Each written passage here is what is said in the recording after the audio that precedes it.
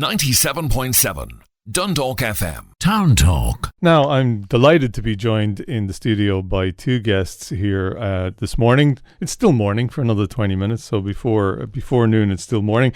We're joined by Susan Farrelly and Bernhard Gaul from Art as Exchange. Now, it's written here, they tried to confuse me because it's written as AAEX, but it's actually, they prefer to say Art as Exchange. And you're going to talk to us about a 3-day art event that's coming up in St. Helena's Park between the 17th and 19th of September. So, yes. Susan, I'll let you Thanks start. for the warm welcome. Yeah, we're celebrating 5 years of Art as Exchange. Basically, we started 5 years ago with a need for dialogue as artists. Musicians can get together and jam. Real casual. They don't need to kind of set up these formal concerts. And we felt that creative people need that too. You can't sort of jam a painting, no? You can't. You so can. Can you all sit Absolutely. together and totally, yes. everybody make a contribution? Yeah, that's what we do, actually. I think this is kind of how we started off. I think the idea was, it's actually Susan and myself, we started to work together on our own before and thought, why can't visual art not be more like music? Like people come together and do things together rather than being alone in the studio. And then we got experimenting. Surely that leads to rows in the in that's the studio. Half the crack. We like to call it passion and flow. But sometimes Bernhard would have ideas maybe about art, and so would I. So when they come together, they sort of disrupt and innovate into new ways. Otherwise, you could be just sitting at home drawing flowers, or you keep plodding out the same thing.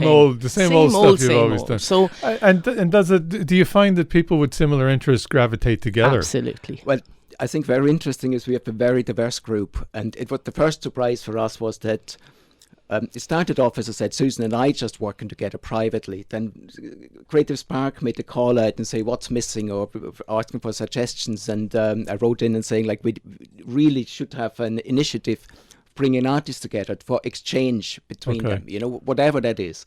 Even conversation. Yeah. And I think to begin with, we would have been happy just to meet socially and discuss things, just to meet other artists, because many are quite isolated. But straight away, we had 13 people. They really wanted to work together on a regular basis. I have to admit, I'd never really thought of painting, say, for example, that kind of artistic work as a collaborative effort, really. Oh, yeah. Well, my background is sculpture. Okay. So I would do photography, drawing, but I work in a sort of social setting. Mm-hmm. So I don't produce art to sell unless it's a commission, but my job is nearly like a facilitator to kind of do art with others, involve others, so it becomes a collaborative process. Okay, so tell us again, where are you based? We're based out of Creative Spark, as they've supported us from the beginning, but we all work from our own studios as well. Okay. Yeah. And you're celebrating an anniversary this year. Yeah, we got the 5 years. And as I say, I think, just pick it up a little bit again, so we're not necessarily working on one painting together. And it's not all painters. We have all sorts of artists, sculptures and textile artists. I can't even mention them all. Graphic designers, computer graphics and everything. I think what it is more like coming together and devising new things together, and also going public. We want to be not just hanging pictures on a wall. We want to interact with people. We want to be out in the town and out in the community. So we've done a good few community projects, and we had 2 years ago, we had a large exhibition of installations all over Dundalk. And I think this is what you will see if you come out on the weekend now in St. Helena's Park. Yeah, I was going to say, so this obviously is taking art out to the people. Yes. Oh, yeah. Absolutely. I think art has to be in the public space for the public to enjoy it. It can't be hidden away. And well, as you say, musicians play or people sing to be heard or to share the song. So art that's not shared is lost, really. Yeah. Absolutely. And I think one part of the art as exchange is being also exchanging it with an audience. And we tried for 5 years now building up a relationship with the local audience. So what we do, we try in our events, rather than just being exhibitions where you just watch something and you don't see the artist, we always try to be present and approachable. So, and we made a good few connections over those years. Okay. So how many did you say you've got sort of on your, on your books is the wrong way to say it, but how many people are involved in? 40 active members now. 40? Yeah. Okay. Yeah, we started with 13 and they come from many different countries from around the world, and but we all shared the same fondness for doing art projects together. And as you say, there are different kinds of projects. You have a number of different things between. I some can be sculpture creative, and painting. So some of the creative projects were done for the public space during the Seek Festival. Last year they did a giant flamingo which adorned the top of I the. remember that. Yeah, that's you. That's Artists Exchange. Yeah, that will be the park again. We'll be recovering it. You can get to meet the flamingo. So you're again. resurrecting the flamingo. Absolutely, yeah. It can fly again in its original habitat. Yes, closer to its original, because it used to live. No, I meant the original habitat from the real flamingo. Yeah, because it used to live outside the spirit store, didn't it? On the little island there, it was kind of hung around there. We would do a lot of work in the community in partnership with other organisations like Youth Work Ireland. We did a project in Craverua with mother and babies, and we made art together over a nearly 2.5-3 year period, working together where the children create work and we produce artworks from their input. During lockdown we used the job stimulus package, so we would apply for a lot of grants which would help fund some of our projects. And we used the job stimulus package to partner with D-Hub in RD and work with young people who are quite isolated in lockdown. And their work is going to be on display in the park as well. So it's going to be a good celebration coming off being online into a public space again. So what can I expect to see in St. Helena's? A bunch of art, loads of colour. Yeah, I think we have that. There's a couple of strands. Originally, actually, that particular project goes back 3 years ago when we first tried to make art from recycled materials. We thought we bring all artists together and people just work with it. And we applied for that last year and almost had it going, but then had to postpone it for COVID. So part of what you will see is there will be workshops on there for all ages. And they all sort of have the common ethos of making art from discarded materials. Yeah, because artists are skint. So we tend to find a load of rubbish that nobody wants and make it into art. Yes, that's great. Just to say that, if people want to take part in that, there's still a good few are booked, but the places left, you need to book for them. It's all free. You do need to book. You need to book. Obviously, the numbers are probably limited in some way. Yes. So if you go to AAEX.eventbrite.ie, you can see the full list, and it's free tickets, and you can just book a spot. Book a spot. So that's AAEX. .eventbrite. Okay. .ie. And we also have a culture night event, which is a big opening event. We had a collaboration. Also started off over Zoom. Yeah. With the Monaghan's Poets and Songwriters group. Yeah.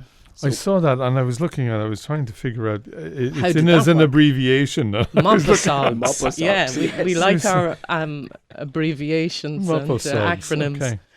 So they're taking part on Friday night as well. Yeah. Okay. We did a sort of exchange of material. So I would have received prose and a poem, and I produce a visual piece of work in response to that. Okay. And the writers would have received our visual outputs and then wrote something about it. And it was a really interesting project in lockdown because it was very insightful, very inspiring, very grounded. And it was nice to extend the dialogue beyond just a visual discipline. Mm-hmm. Some people wrote songs.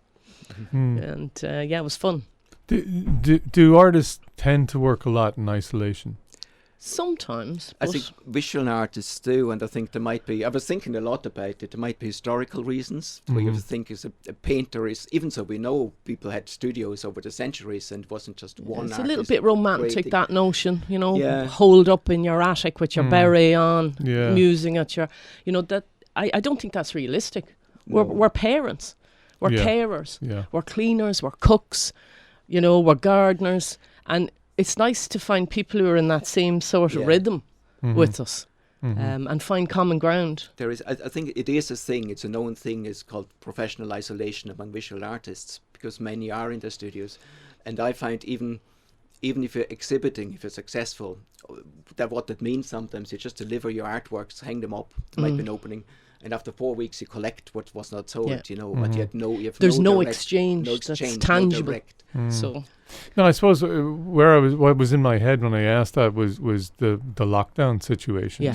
So in other words, many artists could continue, I suppose, to work in that isolation. But I guess you need inspiration too. you do, and you need disruption. Everybody does, because you can plod along on your own rhythm. We started working creatively over Zoom, where we turned the camera to our hands to find a different platform of engagement or a different platform of exchange. And that was very successful, very experimental, because Zoom, a couple of years ago, a lot of people didn't even hear of it. I think that was very good. I think I personally tried on the first lockdown to avoid the whole digital thing, because part of it is I'm painting physically. Yeah. But when the second lockdown came along, it was like, we have to deal with that.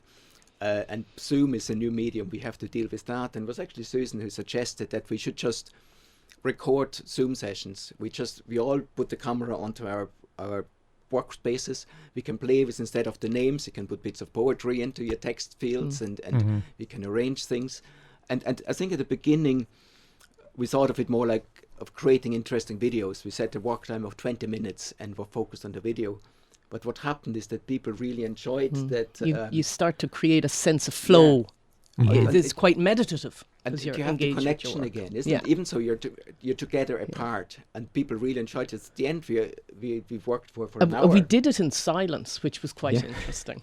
And that made it a very relaxing, peaceful place to be, because you could look at the screen and you could see everyone else's hands working. And I felt that was very powerful, because I felt it was the first time since our first year of coming together that we had a portrait of the group working together. And me being an artist, I got very emotional about that. I thought this is what collaboration is, and this is what experimentation is. I imagine the people in Zoom were probably wondering why everybody's microphone was broken.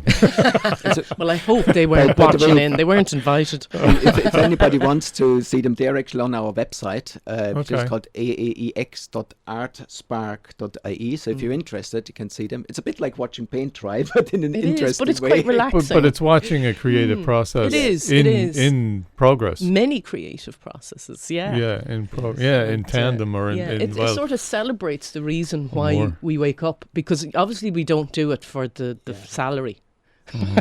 You know, it is somewhat vocational sometimes in our career, but there's something romantic, isn't there, about struggling for your art and all no, that? there isn't at all. Get up out of that.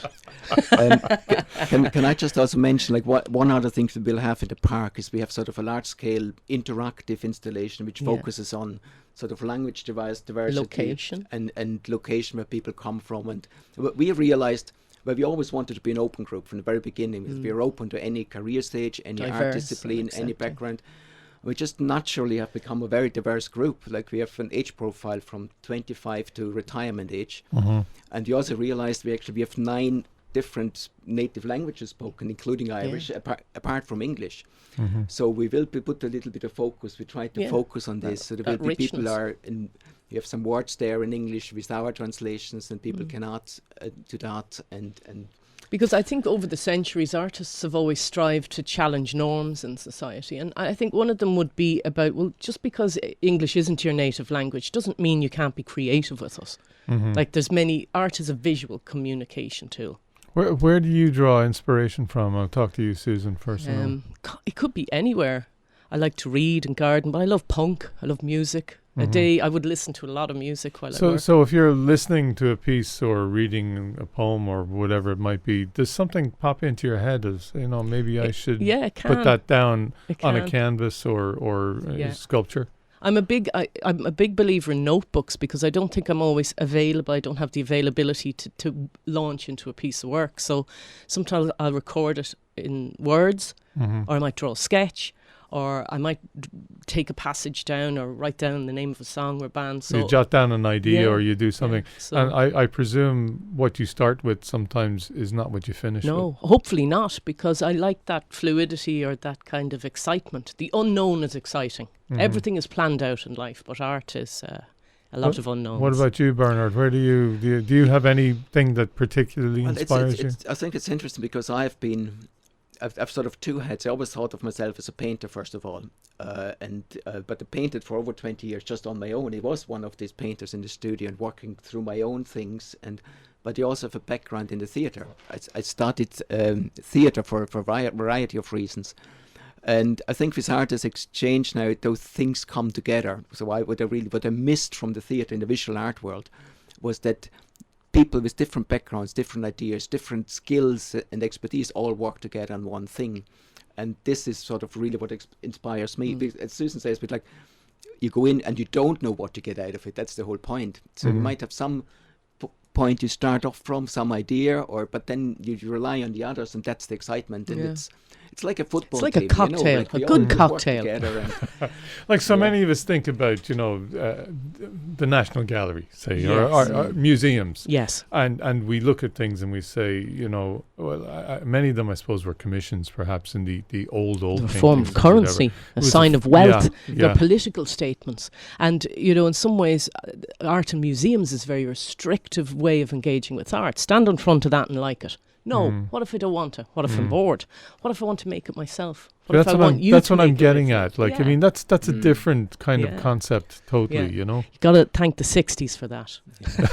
I think that's a key thing. We always want to, even what we do, it's like we do it amongst ourselves, sharing things and see what everybody else comes up with. There's an idea. It's like conversation, it's dialogue, it's Yeah. about accepting that we don't know everything and that we can learn together and experiment. And is some of it mundane? Things like Oh yeah, we still have to do tax returns. We have to do public liability even on an insurance. artistic sense, like, I mean, do we get down to talking about this canvas is better than others, Oh, or totally. paints? There'll always be some that kind some of, paints are yeah. better than others, or Yeah. how I mix things But together, then or how I do things. Some things are a kind of fit for purpose. It'd be lovely to have artist quality oil paint, Yeah. but some things are fit for purpose. What if I can go down to Colour Trend and ask them if they have any surplus paint for a project, and they say, yeah, sure, and we have done something ethically and ecologically intelligent and reuse this paint. And that's the focus of the Art in the Park project And too, maybe about maybe secure a sponsor while you're at it. That's it, yeah. No, I think like that. There's a good bit of that. Some of the workshops are about making jewellery from milk bottles and things like that, and reusing all sorts of things. yeah, because it has to be accessible. Like artist oil paint, a tube could be €40. That's not accessible for everybody. Not for everybody. I certainly. ethically, as my stance as an artist, I think if you can go down to Boyd's and get paint and still have the same engagement with the process, then that's okay. Okay, well, listen, let's go back now and tell us about the event, Yeah. when it's starting, and you maybe have some other people you want to mention there. Yeah, I think like again the event will be on from Friday. Well, really kicking off Friday afternoon. We have the Culture Night event on 6 p.m. on Friday evening, and then it's all day Saturday, Sunday. So really between 11 to 5 we're talking about. If you look at the website again, you find the full program. That's aaex.artspark.ie. Variety of workshops to sign up for. Yes. Practical ones. And Family friendly. I'd also like to take the opportunity to thank for the sponsors that we have for the event. So that's, well, first Certainly. of all, we get supported by Creative Spark throughout and everything. Dundalk Credit Union. Dundalk Credit Union came along and sponsors. Creative Ireland and Arts Council, we got some funding from, and first of all, it was Great Louth really who gave us the basic funding to make this happening. And we got generally a lot of good support from the council to actually make it happen. The council land and use the park for that. And so you're inviting everyone to come along. Yeah. Have a look, and maybe you'll inspire somebody else Yeah. into thinking about this, taking it up. Absolutely. Art is for everyone. Absolutely. And just give us the website again, because I know So that it's you're... AAEX.artspark.ie. Okay, well, listen, thanks very much for coming in and telling us about it. I hope that you do get a good return, a good response out of the people here, and maybe generate some new interest in art around the town, at least, if not the entire county. So listen, I want to thank you for coming into us Thanks today. for having us in. That's Susan Farrelly and Bernhard Gaul from AAEX, I'm going to say, or Art as Exchange.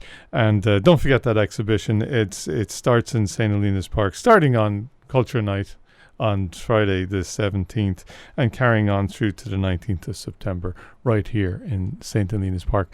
Thanks for talking to us today on Town Talk. Thank you. 97.7 Dundalk FM. Town Talk.